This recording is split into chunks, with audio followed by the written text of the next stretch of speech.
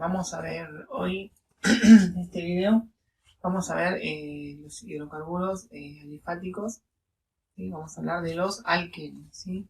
Bueno, los alquenos son productos que podemos encontrarlos en el petróleo, ¿sí? No en mucha cantidad, bueno, pero podemos encontrarlos en el petróleo. Se obtiene mayormente del cracking del petróleo, derivados del petróleo. En la naturaleza, por ejemplo, el eteno se encuentra en la maduración de las semillas, de las frutas, ¿sí? Podemos encontrar etenos, podemos alquenos en la naturaleza, ¿sí? Pero la fuente más importante es la obtención obtenidas en el cracking del petróleo, ¿sí? Tiene propiedades, son insolubles en agua, ¿sí? Hasta el carbono número 4 lo vamos a encontrar en estado gaseoso, ¿sí? Del carbono 5 al 17 en estado líquido, y por encima vamos a encontrar en estado sólido. Por tener la insaturación son mucho más reactivos que sus homólogos en los alcanos, ¿sí? Los puntos de ebullición son muy parecidos a los alcanos, ¿sí? A igual cantidad de átomos de carbono, el punto de ebullición va a disminuir cuanto más ramificado sea la molécula, ¿sí? Si la molécula es más lineal, va a tener mayor punto de ebullición que una molécula que sea no tan lineal, ¿sí? Rompiendo esa linealidad.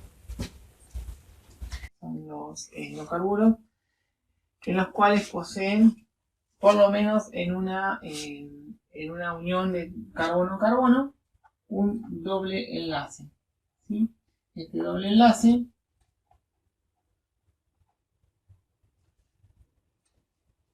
se lo conocen a estos compuestos como alquenos, ¿sí? Los alquenos tienen una fórmula general de carbono N, hidrógeno 2N, ¿sí? En comparación a la fórmula general de los alcanos,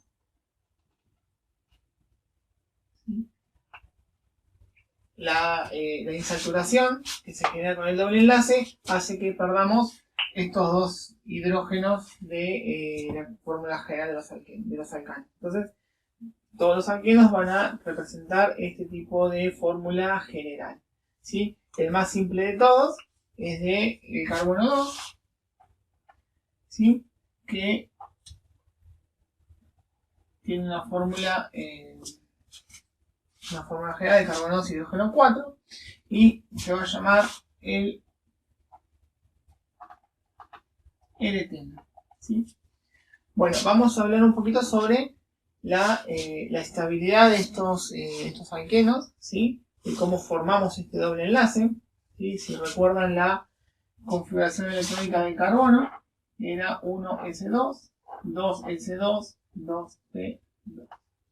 ¿Sí? Hacíamos por cada superficie un cuadradito y ponemos acá los electrones que contiene cada una de esas superficies, ¿sí?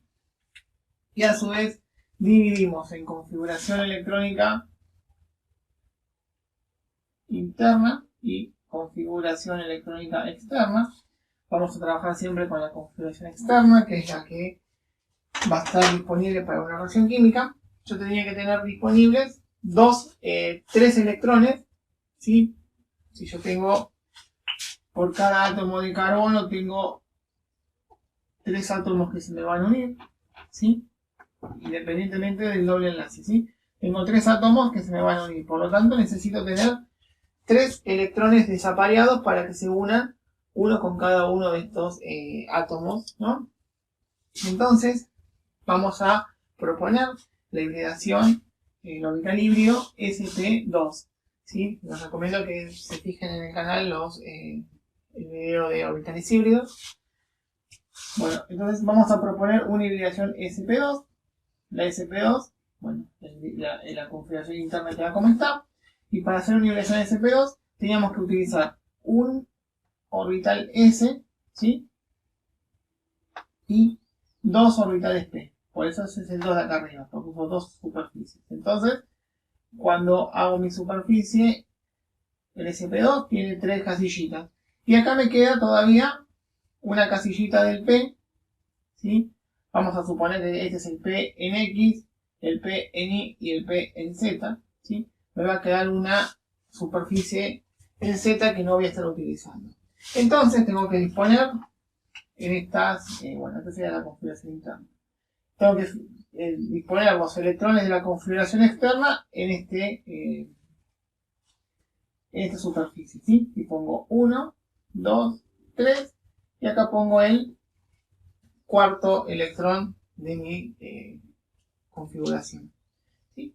Entonces,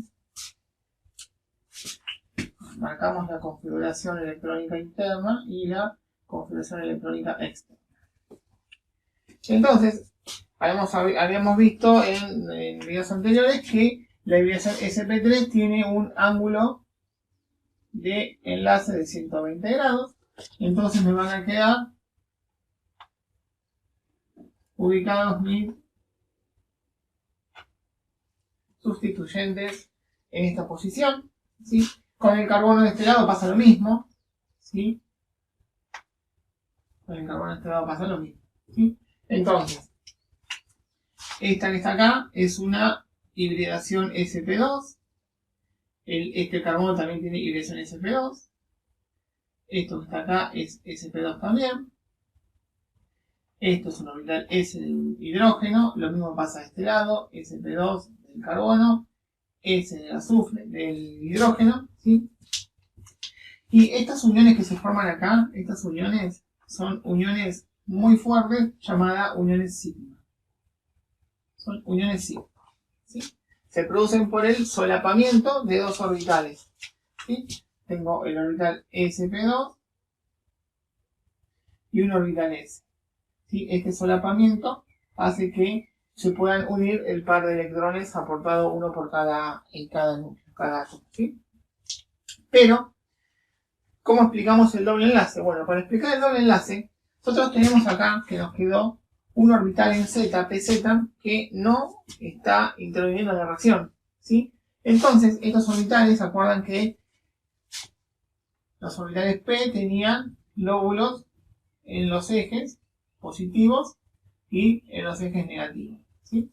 Bueno, entonces, este orbital P en Z va a tener el lóbulo como saliendo del pizarrón, ¿sí? Como que sale del pizarrón, ¿no? Y dentro de este orbital tenemos un electrón. Uno cada uno que aporta. Entonces, por aproximación, ¿sí? Están muy cerquitas, forman un enlace no tan fuerte como el sigma, pero forma un enlace por aproximación llamado enlace pi. Es un enlace débil, pero es un enlace, ¿sí? Entonces, esto forma la estructura que conocemos como el doble enlace.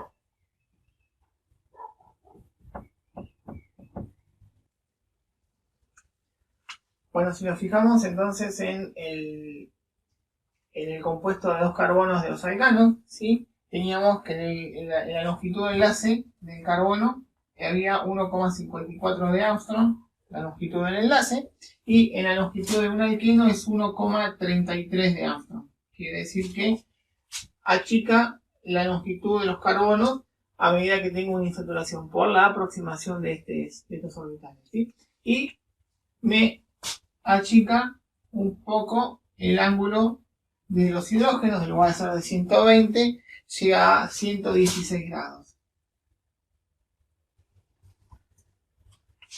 Bueno, tenemos que en los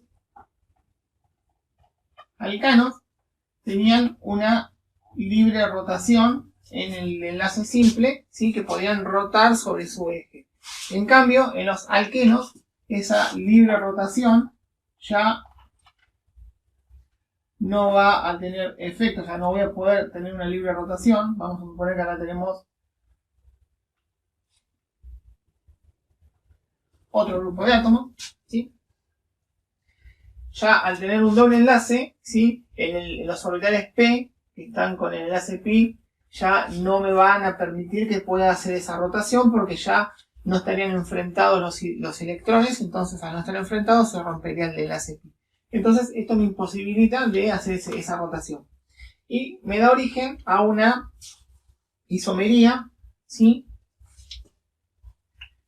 ¿Qué quiere decir isomería? Que tienen la misma fórmula molecular, pero difieren en ciertas propiedades, difieren en la geometría espacial y demás, ¿sí? Entonces, acá me va a quedar una estructura en el cual tengo mis grupos de átomos enfrentados, o me puede quedar una estructura en el cual tengo el grupo de átomos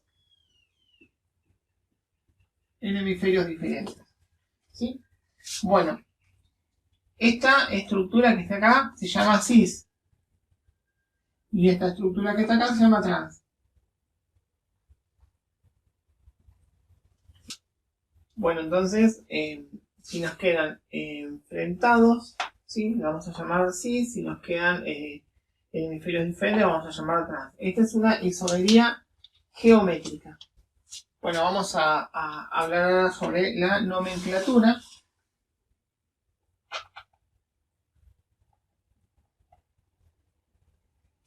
Sobre la nomenclatura de los alquenos, ¿sí?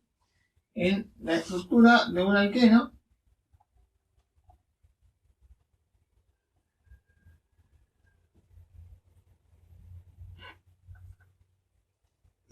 tenemos que tener en cuenta al momento de escribir la ecuación es que nos queden los hidrógenos coincidentes con la cantidad que puede agarrar cada átomo de carbono, ¿no? Entonces acá tengo el carbono, tiene 1, 2, 3, 4 uniones, lo mismo de este lado, ¿sí? Entonces, según IUPAC, tenemos que nombrar el doble enlace dándole el número de carbono más pequeño, ¿sí? Si yo empiezo a contar de este lado, tengo el 1, el 2, el 3, el 4 y el 5. Si empiezo a contar de este otro lado, tengo el 1, 2, 3, 4, 5.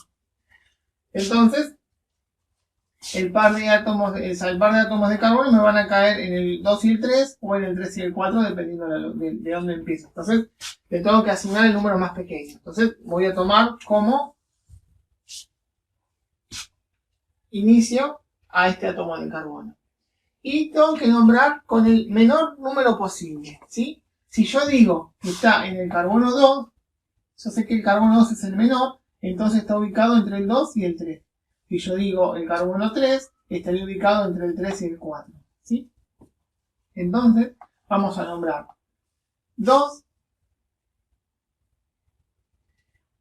Y ahora tenemos que nombrar la cadena principal. 1, 2, 3, 4, 5. Con 5 átomos de carbono tenía el prefijo de bu, ¿sí?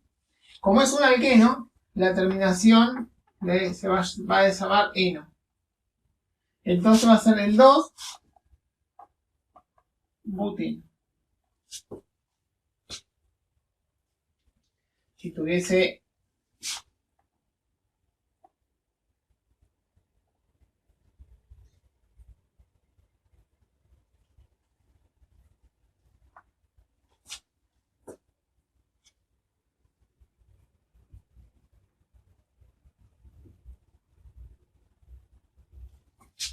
esta cantidad de átomos de carbono, tengo que contar. Tengo 1, 2, 3, 4, 5, 6, 7 átomos de carbono. Con 7 átomos de carbono se llamaba el prefijo ep. ¿Sí? Como es un alqueno, va a terminación eno. Y ahora tengo que nombrar en qué carbono está ubicado, ¿sí? Acá tengo doble enlace. Si cuento de acá, el 1, 2, 3, 4, 5, 6, 7. Si empiezo a contar de este lado, 1, 2, 3, 4, 5, 6, 7.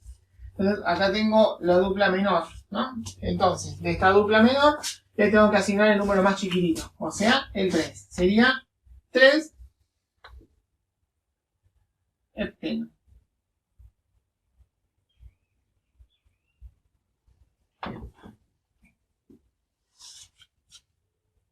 3 hepteno, ¿sí?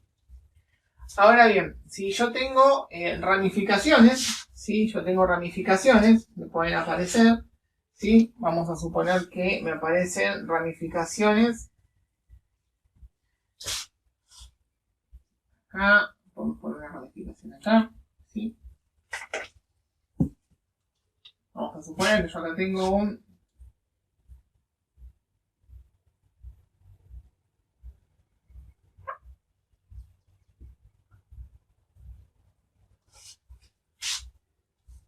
entonces, con las ramificaciones teníamos que, ya vamos a borrar el nombre porque ya no es más el 3 hepteno. Las ramificaciones teníamos que marcar a ver qué tipo de ramificaciones eran. Eran metiles, ¿sí? Metil. Y tengo 2 metiles. ¿Se acuerdan que cuando nombramos en los alcanos teníamos que darle el menor número posible a las ramificaciones? Bueno, en este caso, el menor número posible se le va a asignar al doble enlace, que es la función principal. Y después el número que le caiga a las ramificaciones es el número que tengo que poner. No puedo cambiar la posición de donde empiezo a contar nuevamente una vez que termino de marcar el doble enlace, ¿sí? Entonces, tengo en el carbono 3, perdón, en el carbono 5. En el 5, 6, 5 y 6, tengo dimetil 3 hepteno.